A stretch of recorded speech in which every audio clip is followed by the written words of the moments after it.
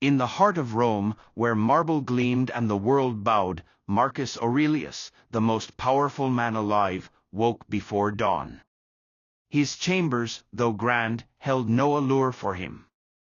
The purple robes of empire lay folded, untouched, as he rose from his simple cot. The morning air was crisp, carrying whispers of a city that never slept. Yet Marcus, emperor of millions, followed a rule that stilled his soul: you could leave life right now. Let that determine what you do, say, and think. Each dawn, while senators schemed and legions marched, Marcus sat at a modest wooden desk, a single oil lamp flickering. He did not reach for decrees or maps of conquest. Instead, he opened a worn notebook and took up his stylus. The world could wait. In those quiet moments, he wrote to himself, not as an emperor, but as a man who might die before the sun rose again. "What is my purpose today?" he asked. "What is worthy of my breath?" His routine was stark, unyielding. First, he reflected on death. Not with fear, but with clarity. It stripped away the trivial, flattery, riches, even the throne itself. He imagined his last breath, the fragility of existence, and let that truth guide him. If this is my final day, will I waste it on anger? On pride? The answer was always no. Next, he steeled himself like a warrior. Not with armor or sword, but with resolve.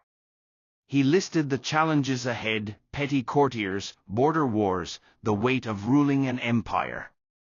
He prepared for them not by raging or despairing, but by choosing patience, wisdom, and courage. "You will meet fools today," he wrote. "They are not your enemy. Your enemy is distraction from virtue." Finally, he stepped outside, barefoot on the cold stone, and looked to the sky.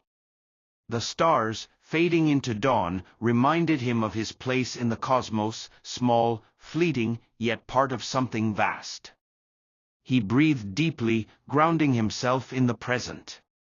Then he returned to his duties, not as a ruler drunk on power, but as a man awake to his purpose. One morning, a young aide, Lucius, dared to ask Caesar, "Why do you live like this? You could have anything: silks, feasts, the adoration of millions.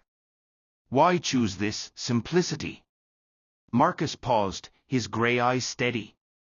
"Because I could leave life right now," he said. "And when that moment comes, I want to know I lived for what matters. Not for comfort, but for truth. Not for applause, but for duty." Lucius frowned. "But you're the emperor. The world is yours." "The world," Marcus replied, "is a fleeting gift. My soul is mine to shape. I choose to live like a warrior, not a sleeper who drifts through life, chasing shadows." That day, as Marcus faced a fractious Senate and news of rebellion in the East, he moved with calm purpose. His morning rule anchored him. While others scrambled for power or cowered before fate, he acted with the clarity of a man who knew his time was finite, and that knowledge made him free. Years later, when Marcus' body failed and his notebooks were found, the world marveled. The emperor who could have had everything chose instead a warrior's discipline, a philosopher's simplicity. His morning routine, born of one stark rule, became his legacy: live for now, for purpose, for virtue. Death is always near. Let it wake you. Lesson: don't delay your purpose. Live like a warrior, not a sleeper. Each morning, face the truth of your mortality, and let it guide you to what truly matters. Dear amazing viewers, thank you from the bottom of my heart for joining me on this journey through The Emperor Who Chose Simplicity, Marcus Aurelius' Morning Routine. Your support, curiosity, and engagement mean the world to me. I hope Marcus' story inspired you to embrace each day with purpose and clarity, just as it has for me. Stay tuned for more stories that awaken the warrior within us all. You're the reason I keep creating. Please subscribe, like and share.